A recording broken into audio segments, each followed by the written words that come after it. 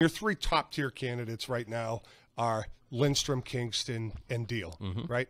So Republicans have to look at it and say, who is it that they want to go up against her? And I think this is the problem that Massachusetts Republicans have.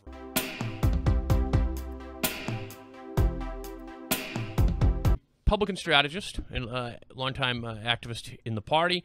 Recently was ran in the Senate in the primary for the state Senate seat, a special election out of Attleboro. Of course, Jacob Ventura, who's originally a Dartmouth guy, he actually won the primary.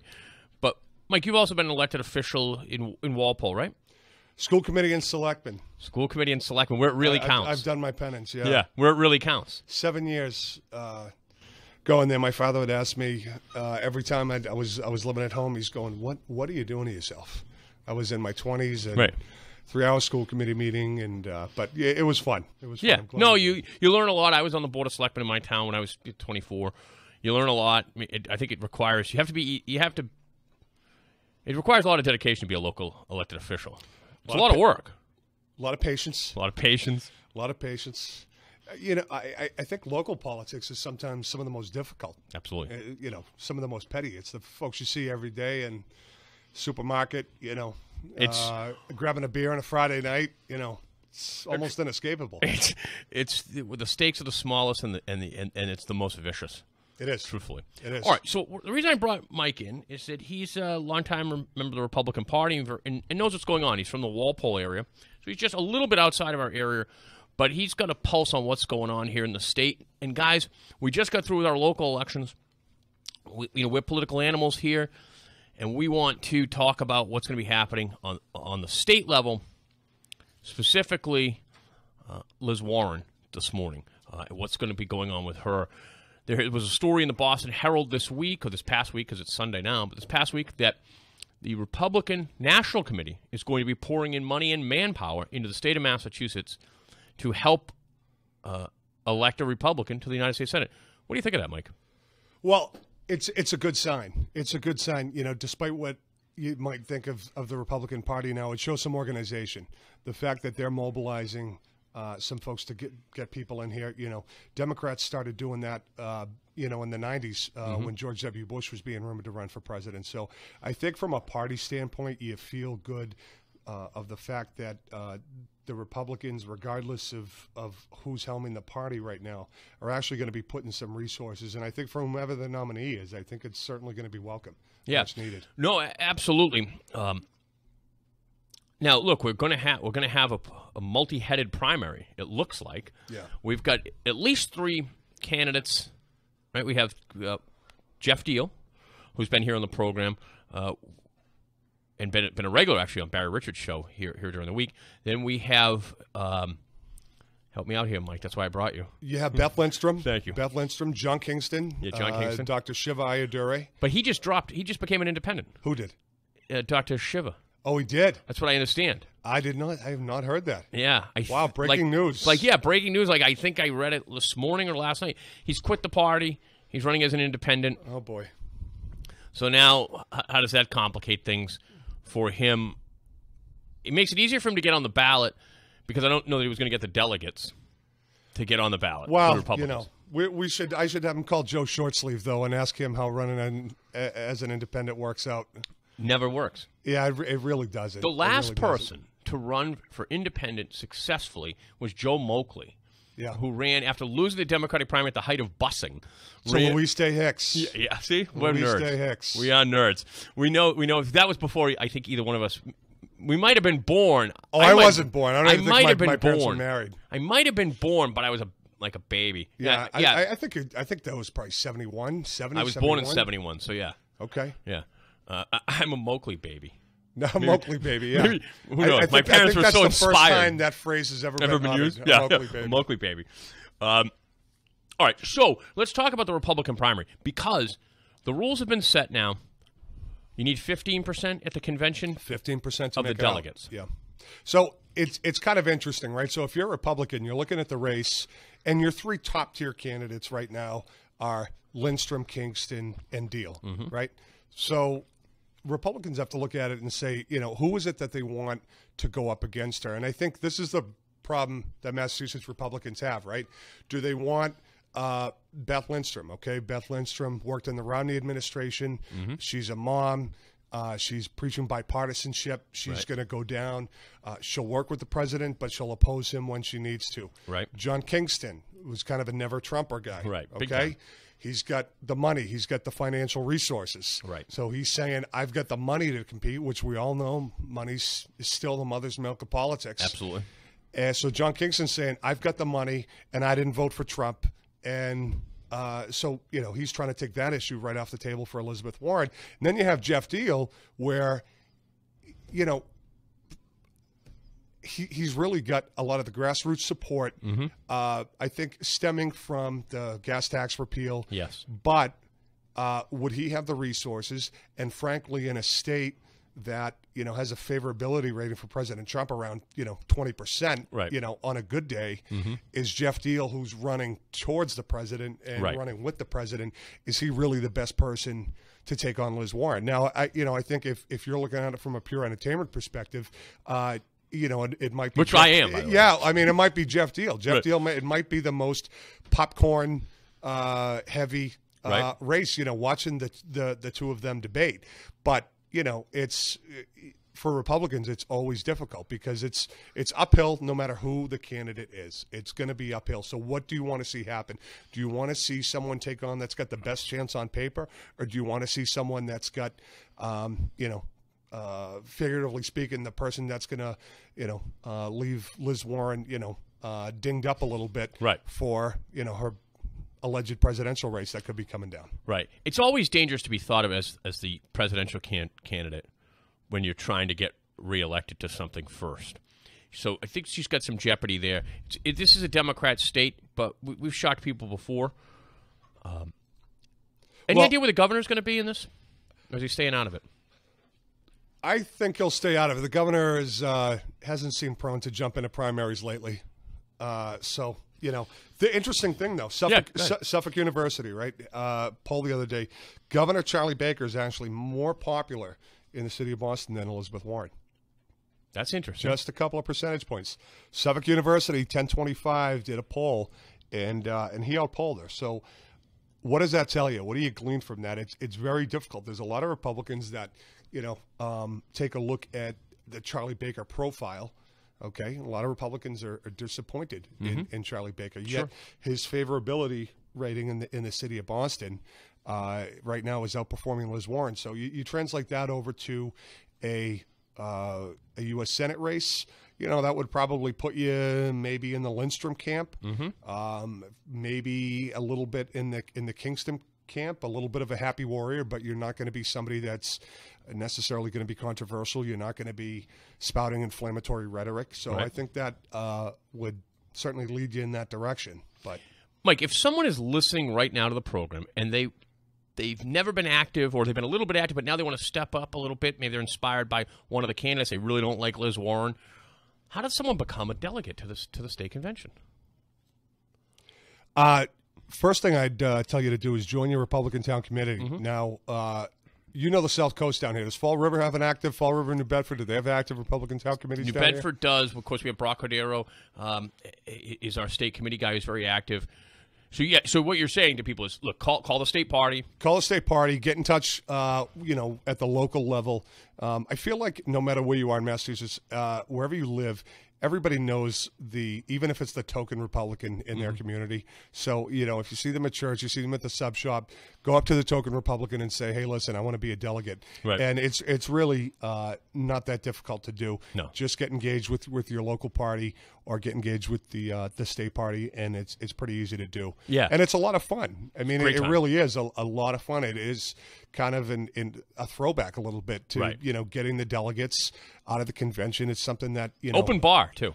Yeah, is it? Oh, great. The Well, it's going to be conventions- packed this year. The conventions, yeah, usually it's open bar. Oh, jeez. Some barternner then Right now, me a couple of years ago. right now, the Republican Party's website just crashed when I said that. Yeah. People, I want to go.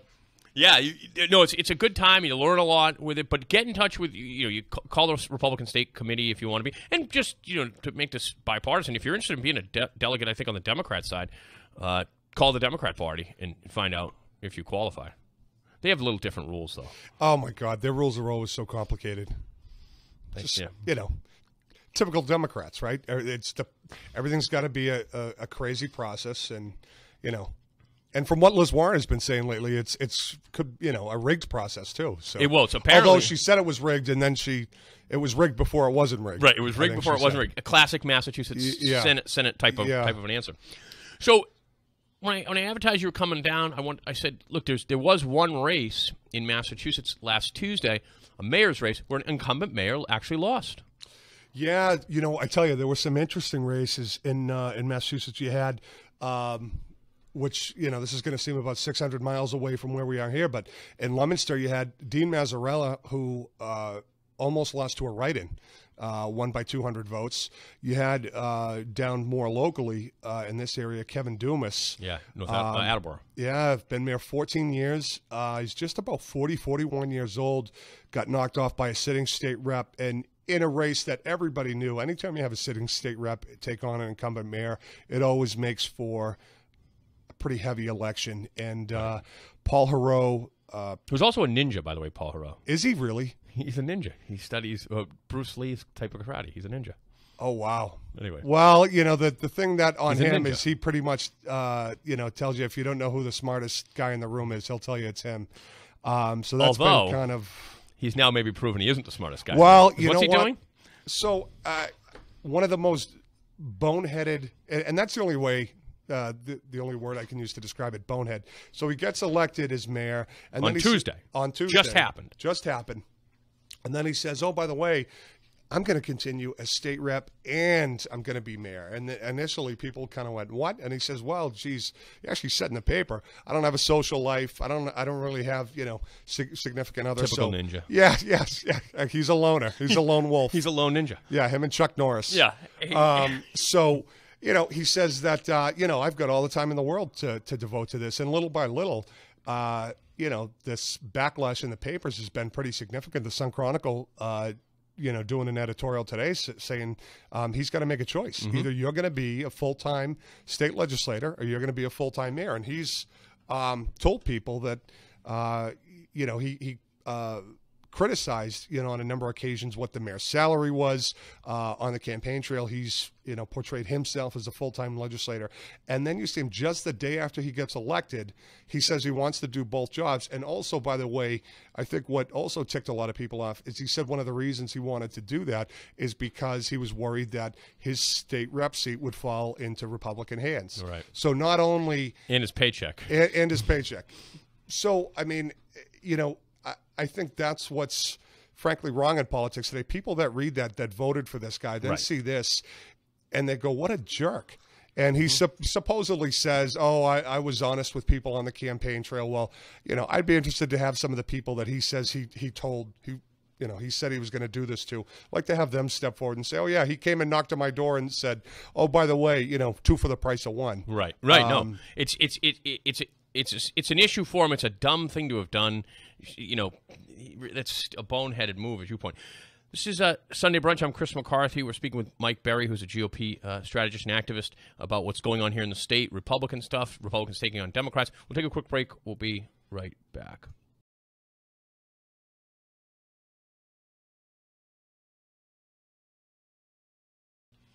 And good morning. This is Sunday Brunch. I'm Chris McCarthy. We have Mike Berry here in the studio, who's a GOP activist, strategist, knows the lay of the land. And I think the most interesting thing, it's going to be probably the biggest election in the country, at least one of the biggest elections, most expensive probably too, is of Liz Warren attempt to get reelected to the United States Senate. Where do you is she vulnerable, Mike? Is she vulnerable? Or what issues would you think? You know what? I think some of the issues that people have with Liz Warren, I think her message sometimes resonates, but then you look at some of the other things. You look at where she comes from herself. I mean, she herself, this is actually CNN, and this is not fake news from CNN, okay? This is legitimate. It's a rare moment. This is CNN money, actually. I found this. This was a 2015 article that talked about her net worth being upwards of $10 million. Okay. And her and her husband, all the mutual fund stuff they have. And don't forget, and this is one thing, and I go back, not to, hindsight's 20/20, but you go back to the Scott Brown race. she was making $400,000, working for Harvard University. Yeah. And I think for most middle-class people, they see that, and it ticks them off. It really ticks them off. And I think, you have Elizabeth Warren talking about, the wealthiest 1% of which, she belongs. She says the democratic process is rigged. Then she says it isn't. And I think she hasn't fully become well, maybe she has become a politician because she's going back and forth. But, I think maybe different than Bernie Sanders. I think she's in some ways not ready for prime time. I couldn't see her going through a process, a real rigorous Democratic nomination process, in which she's got other credible candidates, a Andrew Cuomo or someone like that that's actually been in the game. Right. I think she vacillates too much back and forth. She'll come out and she'll challenge the party, and then she kind of backs off. So is she really the challenger of the status quo? If Bernie Sanders made that comment, he wouldn't be backing off it 2 days later. No. So, but again, is she vulnerable? I think she has some vulnerabilities, which I think is different than saying she's vulnerable. Right. She has some vulnerabilities, and I think for Republicans, it's which is going to be who is the best candidate to exploit those. It's uphill no matter who is on the ballot. I mean, that's what we know going in. But I think if Liz Warren ran a sloppy campaign, or if she wins a race and only wins, say, by 5%, right, then I think her chances, pretty much are done for running for president. She needs a convincing, overwhelming reelection to then boost her, kind of like the Massachusetts miracle, that Dukakis had. He had the big reelection that set him up to run for president. If Elizabeth Warren falls below expectations, it's a huge, huge dent. Yeah, and I still believe she's got some problems with that. The Indian heritage story is just not going to sell across the country. She got very lucky in Massachusetts. Yeah. That story was so bizarre. I don't think it resonated with the voters. It'll get a second life. It will. Yeah. It'll get a second life nationally just because it hasn't been so aired out nuts. nationally. Yeah. It's so nuts. Yeah. She's clearly not a Native American. Yeah. She's clearly not. Yeah. And the idea of taking it, a DNA test, it's a very strange story, and that's her story.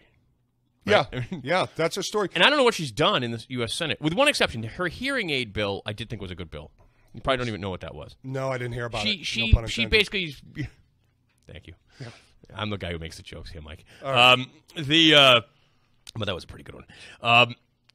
Liz Warren put a bill together with a Republican to basically help to deregulate the availability of hearing aids on the national level, which will ultimately bring down the costs of it. So that was a pretty good bill. She's adapting the free market to try to solve a problem. Well, we've been telling people that for years, right? Sure. So I think that was pretty good. And when someone does the right thing, I'm gonna give them credit if I agree with it. But I think she doesn't have much of an accomplishment list, and I think that she's the odds-on favorite to get reelected in Massachusetts. But I do think it's very, very interesting that you have 3 quality candidates in the race already. It's a great thing. From a Republican standpoint, again, I kind of lament the fact that we have 3 great candidates running. It'd be nice to have at least one of them peel off and maybe pursue another constitutional office, because I think Republicans in Massachusetts, it's either governor or U.S. senator, and it's too bad because I think we have Treasurer Deb Goldberg, I think could be vulnerable. Sure. Suzanne Bump, I mean, when she won her election, it was very close. Beth Lindstrom actually came from the congressional seat that's being vacated by Nikki Tsongas.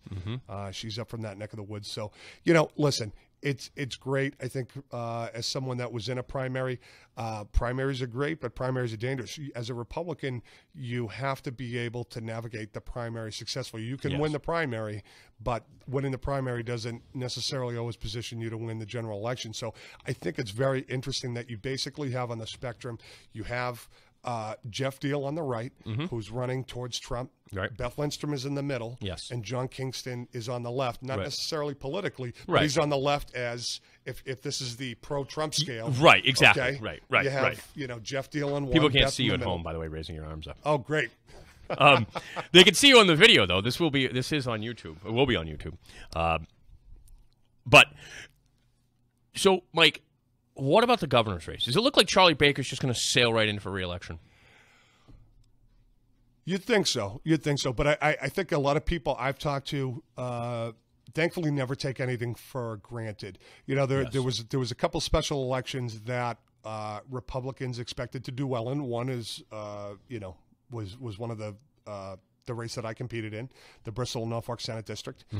Paul Feeney won that race by about 4%. Liberal Democrat ran to the far left. Bernie Sanders endorsed. Guy, right? Labor endorsed. He won. There was a special election up in Haverhill that was last week. Republicans expected to pick up the seat vacated by Brian Dempsey, who was the chair of Ways and Means. They lost that seat. So also a number of elected officials at the local level that were Republicans also lost. So I think a lot of people look at it and say, Charlie's, I think he's got upwards of $5 or $6 million in the bank. There's rumors now, they seem to be picking up a little more steam about Maura Healey jumping in. Right. And I think if Maura Healey jumps in, I think we're talking about a real barn burner. But I would have to say Charlie Baker is certainly the favorite. People like the job he's done. He's done a good job. Yeah. He's a good guy. He's genuine. But you just, with the electorate now, you just can't necessarily count on anything. I think it's one of the reasons why, as it relates back to the U.S. Senate race, the governor's people don't necessarily want a Jeff Deal. No. They don't want somebody that's, pro-Trump, because it's going to drive up the anti-Trump people. That's right. Who, for the most part, will be voting for whomever the Democrat candidate for governor is. Yeah. No, I suspect. So there's certainly some strategy in there from the governor's point of view to wanting. I think he'd want no Republican on the ballot if he had it his way. Probably. Truthfully. Yeah. I mean, if you think the guy's going to, if you think the person's going to lose anyway, why bring him into the race and gin it up and get the Democrat base out? Yeah. So I think, and why he doesn't necessarily want to stand with him. It's going to be it's a variety of issues. But I think at the end of the day, people recognize that the Charlie Baker Republican brand is different than the Trump Republican brand. And I think he's done a good job at doing that so far. All right. Excellent. Hey, we've been talking with Mike Berry, who's a Republican strategist, about what's going on. I think we'll have him in periodically to talk about what's going on in the state from the Republican side. I like to have outside perspectives and people who know. Thanks a lot for joining us, Mike. Chris, have a great rest of the Sunday. Go Pats. Exactly. Go Patriots. We'll take a quick break. We'll be back with Jack Spillane from the Standard Times.